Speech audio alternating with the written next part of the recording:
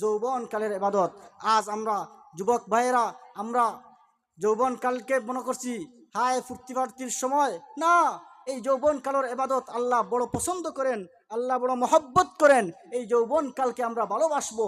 এই যৌবনকালের ইবাদত বড় মায়ার, বড় মহব্বতের। এই যৌবনকালের কোরআন তিলাওয়াত আল্লাহর কাছে বড় প্রিয়। এই যৌবনকালের তোমার নামাজ, এই সেজদা আল্লাহর কাছে বড় প্রিয়।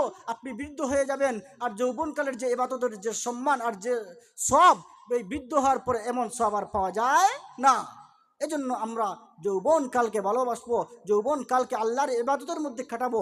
এই যৌবনকাল আপনাকে আমাকে আল্লাহ পাক দিয়েছেন তার গোলামি করার জন্য, শক্তি দিয়েছেন তার গোলামি করার জন্য, কথা বলার শক্তি দিয়েছেন তার গোলামি করার জন্য।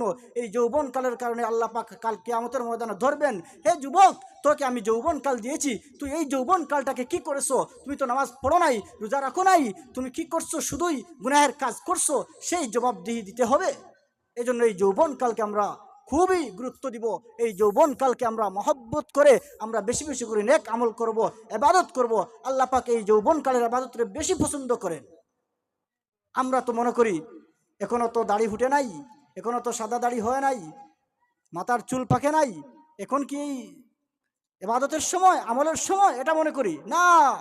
আল্লাহ পাক তো পছন্দ করেন এই যৌবনকালের ইবাদতকে।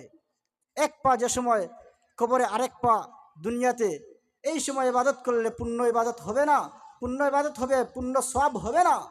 এমন সময় আমরা তো হাঁটতেও পারি না, চোখ দিয়ে তাকাইতেও পারি না, রুকু সিজদাও ভালো মতো করতে পারি না। এই সময় আমরা ইবাদত করি।